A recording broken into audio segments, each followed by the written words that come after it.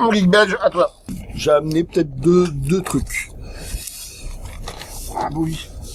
Alors, un album de Bowie, un album de Strictness. Alors Bowie, ça j'ai découvert gamin. Non, j'ai mis du temps.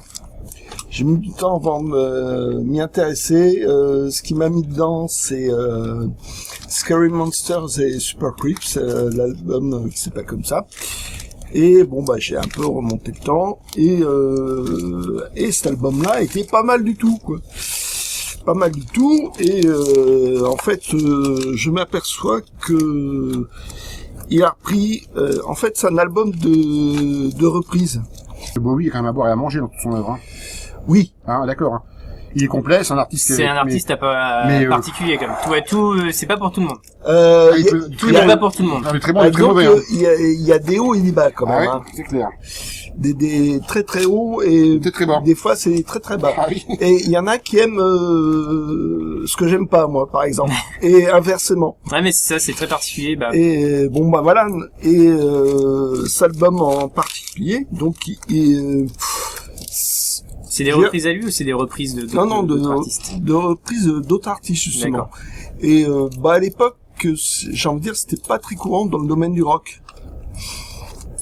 Il a pris donc, oui. Ah ouais. Des albums de reprise. D'accord. Parce que maintenant, c'est devenu. Oui, c'est le standard quand t'as besoin de partir en vacances au Bahamas. C'est devenu un genre en soi. Et là, en fait, c'est en gros tous les groupes ou les morceaux qui l'ont mis dedans dans le rock. Puis il y a une petite revanche parce que lui, il a galéré quasiment 10 ans avant d'atteindre la notoriété. Il y en a, ça a été très vite, et lui, ça a été rapide. Et mine de rien, ça m'a permis de découvrir les Yardbirds, les Them, les Easy Beats, les Kings. C'est un truc comme ça. Et par curiosité, j'ai été écouter les versions originales de ces morceaux-là. Mm-hmm. Et en général, les versions originales sont nettement meilleures. Friday on My Mind par les Easy Beats, c'est autre chose que son truc. Donc cet album-là, ouais, maintenant je l'aime nettement moins. mais bon, voilà, c'est Bowie qui chante les autres. Bah écoutez les autres. Hein. Et moi, ça m'a permis de découvrir autre chose que les Beatles et le Rolling Stone. Parce que sorti de ça à l'époque, non, je connaissais rien. Mais la question de néophyte, parce que je suis désolé, je connais pas du tout. Même si c'est moins bien que les originaux, c'est intéressant quand même à écouter ou c'est je veux dire que à la con. C'est des morceaux qui ont été bowisés, quoi, c'est ça. Oui, voilà. Ouais. Ils sont pas cassés le cul, quoi. Mais on sait pas. Mais bon, on s'en fout. Là, il prend, je sais pas, la première chanson des Pink Floyd. Ouais. C'est See Emily Play. Ouais. Quand tu l'écoutes, c'est waouh, elle est vachement chouette. Mm-hmm. Et celle de Pink Floyd, c'était vraiment au tout début avec le premier chanteur de Pink Floyd, Syd Barrett. Syd Barrett, ouais. Et là, c'est du comment ça s'appelle, du rock expérimental de l'époque, et c'est vachement rigolo, c'est vachement sympa. C'est complètement fou, un truc très psychédélique à fond la caisse, quoi. Donc là, c'est version 70. Une fois que tu connais l'original, c'est du live ou c'est enregistré en studio, ça? Ah non, c'est un studio. C'est du studio. Ouais. C'est un studio. Justement, comme tu disais, je crois que c'était pour terminer son contrat. Bahamas. Et donc oui, non, mais lui, il a été floué par son manager, comme la plupart. Un petit aparté, moi sur Bowie, j'ai découvert ça au final assez récemment, il y a quelques années, et par un biais assez particulier, c'est avec le jeu Metal Gear Solid, plus précisément Hideo Kojima, qui est un gros fan de Bowie. Et qui notamment faisait des références beaucoup de ses morceaux dans les jeux, notamment avec il y a un personnage qui s'appelle Major Tom. Et forcément. Et dans son dernier jeu où il a travaillé, de la saga Metal Gear Solid, il met justement des morceaux de David Bowie dans le jeu. Ouh, ça a dû coûter bonbon ça à lui.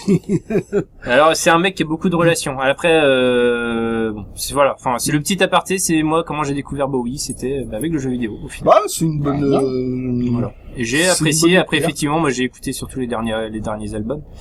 Mais je pense qu'il aurait pas été con parce que c'est quand même quelqu'un culturellement qui est multifacette quand même. Ah mais il a fait des morceaux exprès pour un jeu vidéo. Je crois qu'il s'appelait Omnicron ou un truc comme ça. Oui, c'est ça. Oui. Il a fait. Il a fait ça et il a fait un portail internet aussi. Ah la vache, toi, ouais, c'est un mec quoi. Voilà, C'est complet, quoi. et il avait fait de la peinture, Sculpture, peinture. peinture, Performance, oui. Bon, il a fait des films. Bon, alors, le peu j'en ai Il a vu. fait des films. En tant qu'acteur, Bon, alors, non, voilà. On peut le dire, hein, il est mort, on peut le dire. le seul qui Sur les chaînes de Martin Scorsese, ouf, 0. non, non. il est même pas monté sur non, les chaînes. pas sur les chaises. Ne monte pas sur les chaises, c'est pas la peine. Non, le seul qui est visible, c'est l'extraterrestre qui est tombé sur la Terre. Je sais plus. La soupe au chou. Starman? Non, pas Starman, c'est pas lui. Non, non. Labyrinthe, putain, faut y aller, faut se droguer, hein, d'accord. Même droguer, les prédateurs de rue, oh putain, sans déconner, ça, non. Non, c'est, je sais plus si c'est pas un film de Friedkin ou un truc comme ça. Ah bon? Ouais. Et, il joue en gros un extraterrestre, qui réussit à faire fortune, sur Terre. Oh là là, Et tout ça pour pouvoir retourner sur sa planète, Ouais. alors que sa famille est en train de crever sur la planète d'origine. C'est Friedkin, ça? T'es sûr? Écoute, je sais pas du tout. Je crois que c'est un bon truc. Attends, je vais sur l'omniscience totale, je vais sur Internet, hein. La triche. Moi, j'ai pas du tout le film. Je savais pas qu'il en avait fait. Après, je peux sûrement dire que je n'étais pas né. Voilà. Écoute, il y a que celui-là et encore je l'ai vu. Labyrinthe, vas-y, je te jure. Après, tu vas me détester. Le reste, non, tu peux éviter. Ah ouais. Ah ouais. Il a pas une filmographie. Non, Ah étant- non, si, il y a un film. Ah si, c'est Furio. Furio. Putain, ça, Furio. Bah c'est l'exception. Voilà, c'est l'exception. Voilà, Il a pas fait exprès. alors, c'est l'homme qui venait d'ailleurs. L'homme qui venait d'ailleurs en français. Voilà. Mais vous évitez les prédateurs, vous évitez Le reste. le reste. Alors, je sais qu'il a un petit rôle dans Twin Peaks, la série, la saison 1. Oh. Voilà, ça vaut le... Caméo ou vraiment un rôle Non, vraiment un rôle. D'accord. Il apparaît dans 3 ou 4 épisodes. Il a un rôle d'agent du FBI qui est passé de l'autre côté. Faut pas en dire plus. C'est c'est très anecdotique quand même. Voilà, mais quand même, il apparaît, voilà. Et j'ai envie de dire ce premier album des Stray Cats. Bon, hormis que j'adore les Stray Cats, j'avais fini par jouer de la contrebasse à un moment donné. Ah, c'est grâce à eux? Ouais, c'était l'époque, c'est le revival ça m'a fait découvrir le rock des années 50. Ah, Stray Cats, c'est quoi? C'est rock punk, c'est rock... non, mais c'est rock rockabilly... Rockabilly. C'est du néo-punk. Mais c'est du rockabilly dur, comment? Et à un moment, il y a une mouvance des 90-2000, c'était les psychobills. Non, c'est pas Le psychobill. non, c'est pas du tout psychobilly. Ok. C'est du rockabilly, ils reprennent du Eddie Cochran, ils reprennent plein de... C'est à moitié des reprises, à moitié des chansons originales. Et en fait, ça m'a fait découvrir Ray Charles, Eddie Cochran, Ah ouais. et je les ai vus en concert. Yeah! Et Bravo. c'était facile, j'habitais à Lyon. Putain, deuxième concert que je vivais, putain, les Stray Cats, ça valait les coups. Oh la vache. C'était vraiment des bêtes de scène. Comme tous les groupes, ça a eu son succès à l'époque. Des fois, t'as un groupe qui a juste un succès en France. Et Parce que c'est tout anglais. le reste de leur carrière, alors c'est particulier, c'est des Américains. Ouais. Qui s'admettent pas américains. Qui sont allés en Angleterre et ils ont trouvé un manager anglais qui les a lancés. D'accord, ouais. Donc c'est. Cela dit, Jimi Hendrix, ça a été pareil.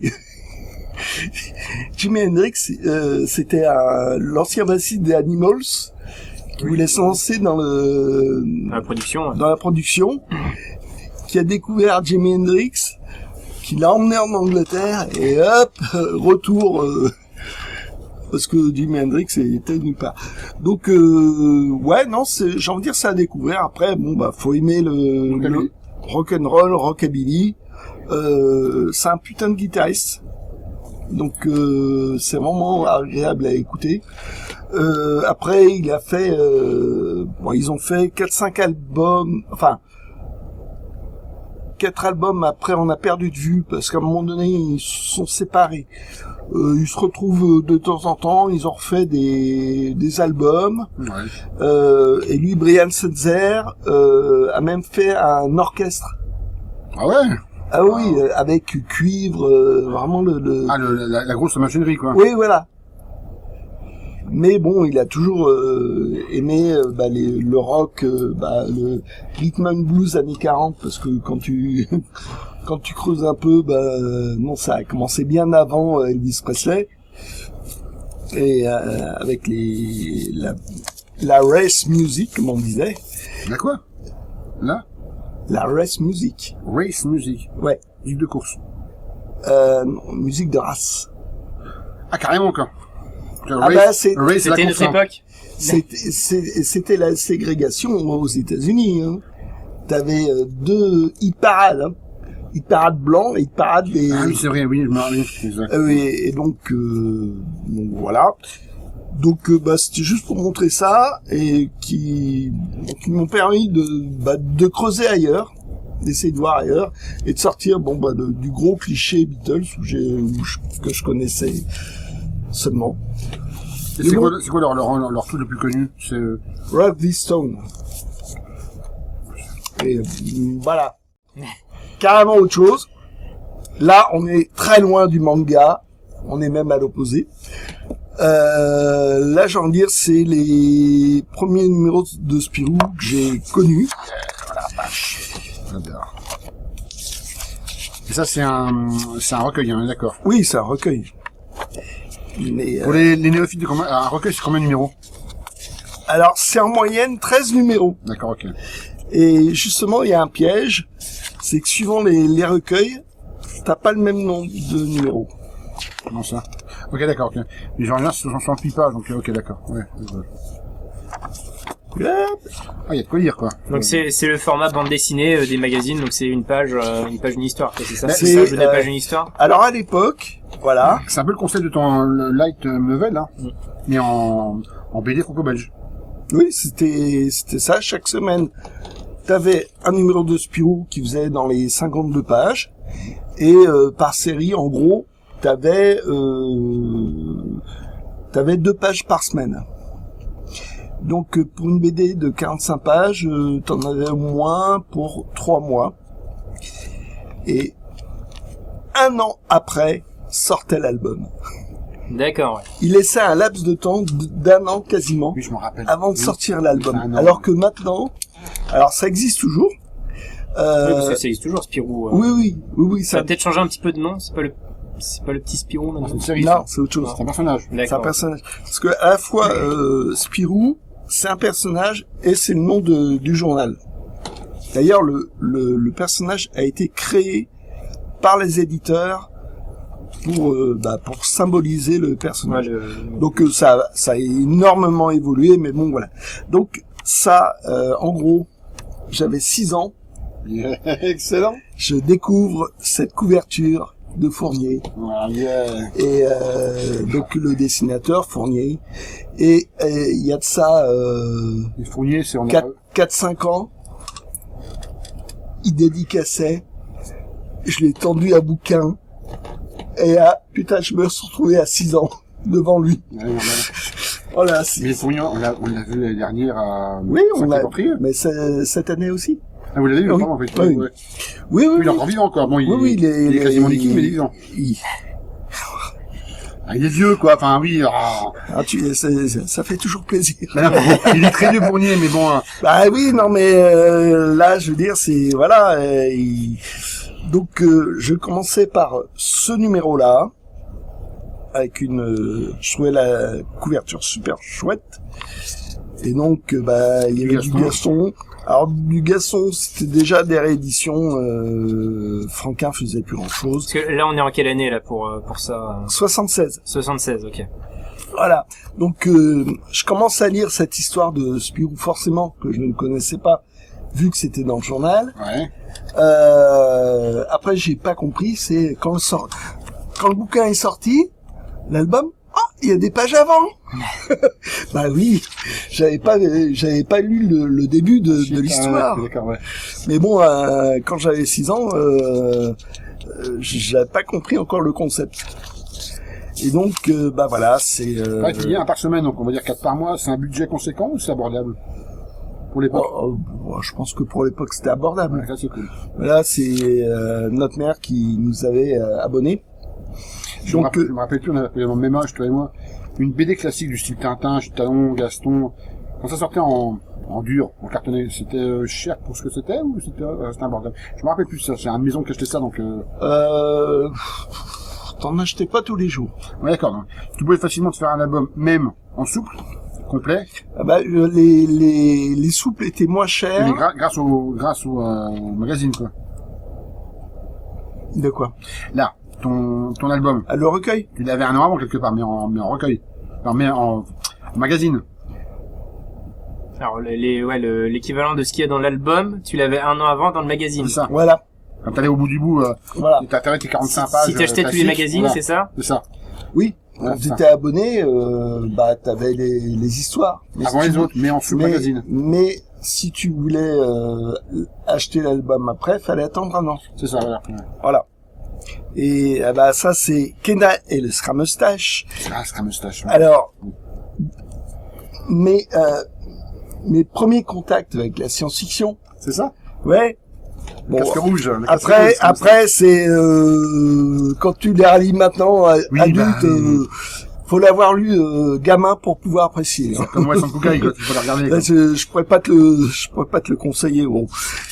Même nous, quand on ça, lit des trucs, on j'évitais. Bon, il y avait des trucs, Samy, ça c'était rigolo parce que c'était du temps de la prohibition. Covin était quand même un jeune scénariste. Maintenant, il est décédé il y a pas longtemps.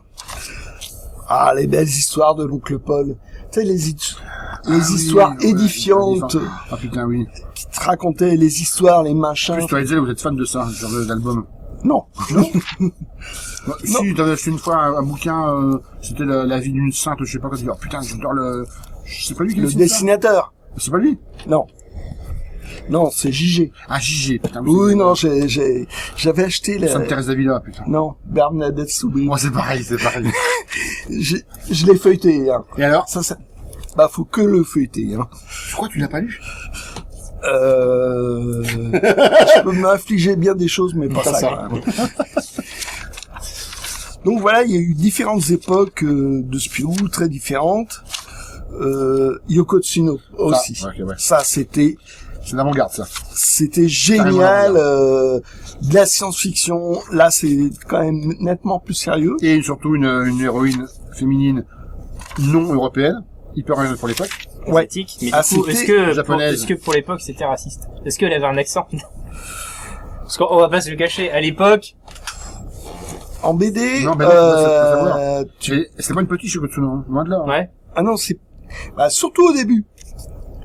Au début, elle est énergique. C'est lourd, hein. C'est elle qui mène le jeu, machin. D'accord. Et c'est marrant parce que ça, petit à petit, elle s'est adoucie, elle s'est affadie suivant les C'est vrai que moi, des premières BD que j'ai lues, par exemple le Tintin et le Lotus Bleu, tu me corrigeras, c'est pas le Lotus Bleu, c'est ça. Si, c'est bon. C'est vrai que bon, niveau racisme asiatique, le niveau était quand même pas mal. Alors, le Lotus Bleu. Non, anti-japonais. Juste. C'était chinois, je crois, non? Non, ça se passe en Chine. C'est les japonais comme mauvais rôle. Les japonais sont vraiment... Et là, contrairement, RG il y a un abbé dans le coin, c'est ouais, ça serait bien que vous racontiez pas n'importe quoi comme dans les cigares du pharaon et ouais, j'avais le double album Cigare du Pharaon et Lotus Bleu ou l'inverse, je sais plus dans quel sens. Et ouais, c'est chez France Loisirs ça. Et l'abbé a dit ouais, ça ferait de la peine à mes ouailles. Je vais vous faire rencontrer un Chinois. Et alors, autre époque, autre mœurs, d'accord? Messieurs, mesdames les woke, qui commencez pas à gueuler, machin, autre époque, autre mœurs. C'était une autre époque. Et on vous emmerde. Voilà. Et c'était le temps des colonies. Sauf que l'abbé a fait rencontrer Hergé avec un étudiant chinois, un étudiant en art. Chang. Et je suppose a inspiré le personnage du nom de... Donc, Chang, il a pris Chang. Ouais. Il a intégré Chang dans l'histoire. Mais bon, c'est donc contrairement aux premières histoires de Hergé, le Lotus Bleu ne raconte pas absolument n'importe quoi. Alors, c'était là un peu la Mandchourie. Il est pro-chinois, ouais. Totalement pro-chinois. L'histoire est totalement pro-chinois parce que c'était Chang. Et donc le Japon occupait une partie de la Chine. C'est ça, c'est la Mandchourie. C'est la Mandchourie voilà. où il y avait le trafic d'opium. Il faut vous dire qu'à l'époque, ce qu'ils faisaient subir aux Chinois, c'est pas un mythe. Les Japonais, c'était des enculés. Et non, ce qui les a calmés, c'est une bombe nucléaire. Voilà. Non, rien à voir. Faut arrêter de se voiler la face. Hein. Les guerres, c'est pas pif paf poum. Et effectivement, les Japonais qui ont envahi la Mandchourie. Là, on peut parler de racisme anti-chinois, là, carrément, quoi. D'ailleurs, petit aparté, il y a un manga qui est sorti en France il y a quelques mois qui, justement, parle de tout ce qui est époque Mandchourie, etc. C'est assez intéressant. Ouais. C'est vraiment du manga historique, c'est manga pour adultes, où, justement, ça parle de prostitution, machin, de ce que font les soldats, etc. Ça peut être intéressant, je n'ai pas le titre, je le retrouverai peut-être. Mais voilà, aparté, terminé. Pour l'aparté, le Japon est un super pays, qui a une super culture, avec une super bouffe, j'avoue que, ouais. Mais, socialement, ça reste un pays très raciste. Voilà. Il y a un côté dark side. Il y a un côté même toi européen, même alors, je parle pas des gens qui ont la peau très africanisée, hein, pour parler gentiment, mais il y a un côté raciste. Ça, je suis désolé de dire ça. Dans leur rapport à l'étranger au sens vraiment ethnique ou géographique pur, il y a un rapport à l'étranger très raciste. Voilà, on l'apprécie, on l'apprécie pas, c'est comme ça. Après, ça reste des gens d'une culture phénoménale, une histoire excellente, enfin très atypique, mais voilà, c'est tu ne m'arrives pas facilement avec une japonaise quand t'es étranger. J'ai retrouvé le titre, ça s'appelle Manchuria Opium Squad. Ça parle d'un agriculteur justement qui habite en Mandchourie, chinois, qui se fait enrôler pour du trafic d'opium. C'est sympa. Voilà. Vas-y. Petite anecdote amusante. Donc Hergé avait un studio pour dessiner des tas de trucs, et Roger Leloup, l'auteur de Yoko Tsuno, a commencé à faire l'avion de Caredas dans Vol 714 pour Sydney. Ouais. Donc il a fait dans le décor machin, il a fait les décors d'Alix, et après il s'est lancé dans Yoko Tsuno et il faisait des scénarios à la fois à la limite du fantastique et sinon dans la science-fiction. Et à l'époque c'était formidable. Pour moi, qui n'est pas aussi passionné que le geek belge, il connaissait ce monde-là comme ça épisodiquement. Cosmo, c'était vraiment un bonheur, mais hyper original. Quand je dis marginal, c'est dans le très bon sens du terme. Ça me changeait des trucs un peu classiques comme Spirou, comme Alix, comme Ricochet. Moi, j'y arrivais pas. Et Cosmo, à la vache, tu dis bien, science-fiction, mythe fantastique, une héroïne non européenne, waouh. Et scénaristiquement, c'était la route, hein. On est d'accord. Ah oui, c'était j'ai envie de dire, génial, moi j'ai envie de vraiment de recommander les 7 premiers. Ouais. Après ma limite c'est jusqu'au numéro 14. Après ça baisse de qualité. Ouais, même le personnage devient fade. Est-ce que l'auteur n'avait pas ras le cul aussi Oui, on n'a plus rien à dire, machin. C'est ça, parce que des fois, il a peut-être plus grand chose à dire, mais il avait une affection pour son personnage, et il a un nombre de fans apparemment qui est machin. Et bon, il est toujours en vie. Ah, il a quel âge? Comme Fournier, il est quasiment dit. Ah, il est liquide. Non, et c'est pire. Il il est poudreux. Dans un verre. Ouais, il est poudreux. Non, je sais pas s'il a du genre 98 ans ou enfin, il a largement dépassé les 90 ans. Et quand tu regardes Poudre. Poudreux. et quand tu regardes Voilà. au moins les 2 derniers albums, il y a un problème de vue. Parce que là, il dessine encore? Oui. Mais il a un problème de vue. Il y a des ratures, il y a des traits. Non, les personnages sont déformés, enfin c'est bizarre. Et ce qu'il explique, c'est je me dépêche à faire le crayonné, comme ça si je clame, on aura la fin de l'histoire. Ah, c'est pas con ça. Et il a un rapport avec la mort, c'est je peux mourir à tout moment. Bah, t'arrives à un âge, donc je me dépêche de finir l'histoire. Ouais. Et puis comme ça les lecteurs auront pas nombre d'auteurs qui sont morts alors que leur histoire était pas finie. Oui, mais lui il a une espèce de conscience comme ça, il l'explique comme ça dans l'interview, après 98 ans, il est temps quand même qu'il la termine son histoire parce que bon, il est Non, mais c'est des histoires de 45 pages donc voilà, c'est pas Et du coup pour le Billy moyen, est-ce que les tomes justement que tu nous citais juste avant sont trouvables facilement pour Ah oui, sans ils sont toujours édités quoi. Ah oui, c'est toujours édité ça. Oui, non, c'est un grand classique.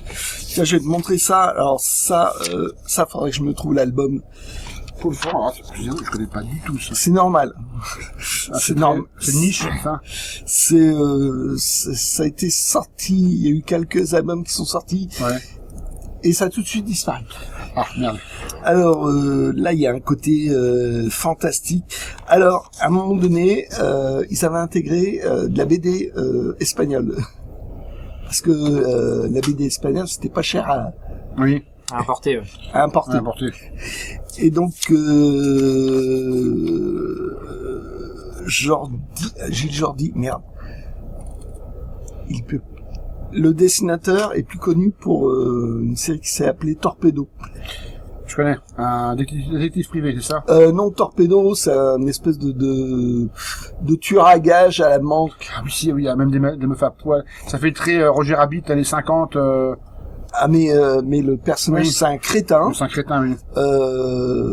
Il y a une histoire comme ça qui se finit en tuerie parce que on le paye avec un chèque et lui il comprend pas ce que c'est un chèque et donc il finit par tuer celui qui lui a mis le chèque, tout ça. De l'album aussi dans c'est le nom de l'auteur c'est pas le même. Donc je le mettrai en commentaire parce que je me rappelle plus. Et cette histoire-là, voilà. Donc il y avait le spécial vacances, Génial Olivier. Ça, c'était très mauvais, même à l'époque. Après, est-ce que c'était pas axé pour les plus jeunes et encore plus jeunes? Bah, j'étais jeune, hein. Même jeune, t'avais quand même du très mauvais. Hein. Enfin, il y avait à boire et à manger, quoi. Allez, on va dire, pour être du très consensuel et puis du très novateur. C'est ça qui était bien en Spirou. Moi, j'en ai personnellement d'historique, il y avait du très novateur et il était très très consensuel. Oui. Et bon, il y a des bonnes et des mauvaises périodes de Spirou. Dans les années 90, c'était Spirou Magazine. Ah, yeah. Et ça, ils avaient voulu rajeunir leur lecteur et ils en avaient fait quelque chose, mais imbuvable. Ouais. Et donc, là, pour ceux qui connaissent, le dessin va rien dire, a priori. Pareil. C'est le dessinateur de Pierre Tombal. Non. Si. Il a eu pendant des années, et il a essayé divers personnages ou un truc comme ça, et ça n'a pas marché.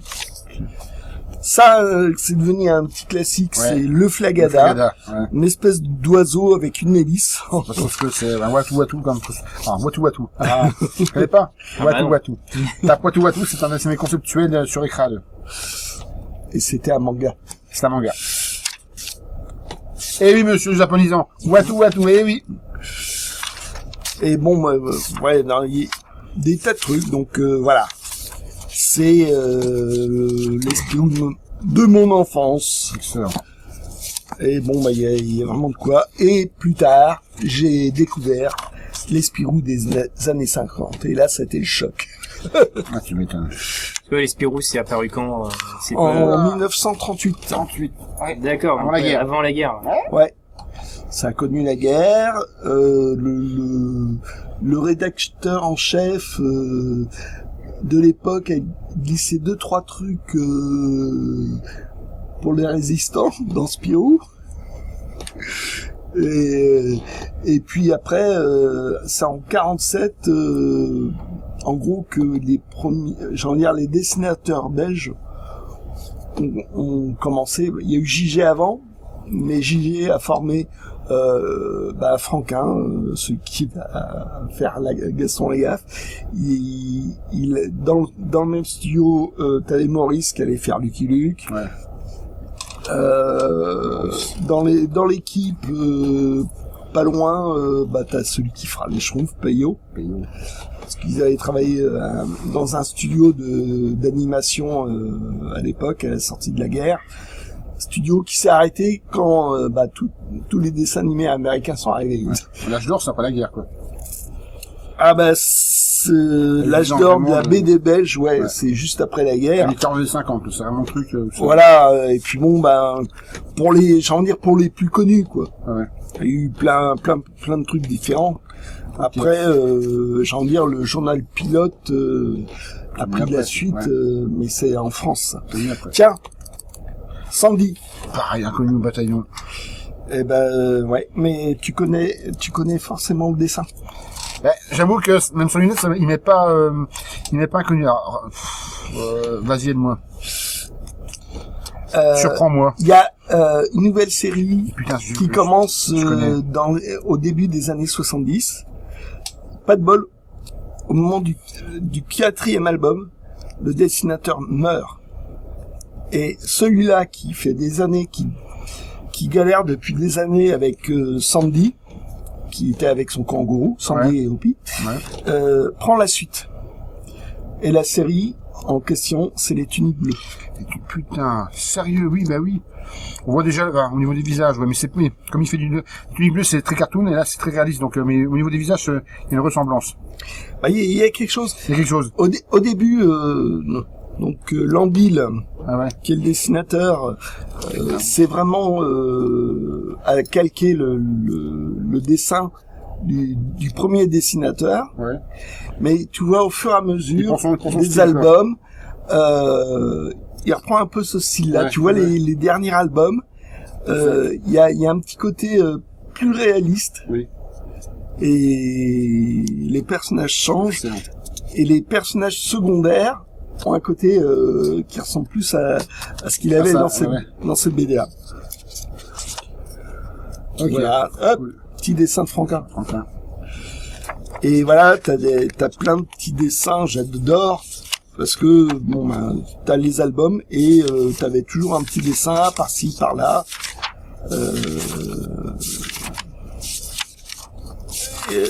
Qui était inédit à l'époque. Maintenant, avec les intégrales, toutes les pubs, tous les machins qui étaient dans le journal. Non, justement, ils ont fait des dossiers. Ils ont remis dedans. Mais pendant des années, les petits dessins par-ci, par-là restaient inédits et ça valait franchement le coup d'avoir les journaux, quoi. Et du coup, aujourd'hui, dans ce genre de magazine, qu'est-ce qui existe encore aujourd'hui? Spirou toujours, il y en a plus d'autres, parce qu'à une époque, il devait y en avoir pas mal. Comme on dit, c'est air comprimé pour la SF, les très adultes. Vraiment, air comprimé, c'était vraiment très adulte, fantastique. Ah, les différents journaux? Ouais, les magazines, qu'est-ce qui existe encore aujourd'hui, en fait, en magazine comme ça? Non. Il y a que Spirou. Ouais, parce que c'est vrai que, puis ce que tu disais tout à l'heure, c'est que c'est le même principe que les light novels, mais surtout le même principe que les mangas. Aujourd'hui, avec le célèbre Jump, qui c'est ce principe-là où tu vas acheter ton magazine tous les mois, et c'est vrai que ça, le Jump, ils en ont, il y a Shonen Jump, le Seinen Jump. Comme on a dit, c'est air comprimé pour la SF et la fantasy, qui a viré assez rapidement, on va dire porno, faut avouer. Il y avait des BD porno, même de, ils mettaient juste un truc en science-fiction, puis ils mettaient du cul, c'était un peu nul. Mais les débuts d'art comprimé, c'était pas mal. T'as Pilote, mais il n'existe plus. Ouais, t'as plus que Spirou, là. Oui, t'as plus que Spirou. Ouais. Et Spirou, c'est vraiment c'est devenu un truc de niche, quoi. Ça survivant et ça a absolument plus rien à voir Avec ça, quoi. avec ça. Ah, c'est vrai. Et déjà, celui des années 50 n'avait absolument rien à voir avec ça. On est d'accord. La période préférée du journal Spirou, Mais ça évolue, quoi. en fait, c'est celui de ton enfance. Oui, forcément. Oui. Donc quand tu vois les clics, je sais pas, sur Facebook, sur un truc comme ça, c'est putain, ce que c'est devenu, c'est chiant. C'était mieux et avant. tout, c'était mais mieux avant. Ça, c'est une réflexion de boomer. Mais non. Non. Il y a T'auras ça aussi, toi, je Ah non, mais je de dis merde. genre. c'est ça qui m'amuse. Ah oui, à telle époque, il y avait telle ou telle série, c'était génial Non, mais et tout. t'as une bascule, t'as beau être ouvert culturellement, t'as beau être ouvert, ce que tu veux, ouvert par tous les orifices, comme dit tous les orifices. Ah non, de toute façon, il y a Et la à un moment, nostalgie qui t'arrives joue, à un âge, t'as la nostalgie qui revient vers toi. Alors, des fois, pas en bonne compagnie, parce qu'il y a des séries ou comme tu dis, des livres qu'on a lus jeunes, qu'on a appréciés, qu'on trouve piteux maintenant, mais, comme dit le Geek Belge, la nostalgie. Et, effectivement, c'était mieux avant. On l'aura, de toute façon, on l'aura.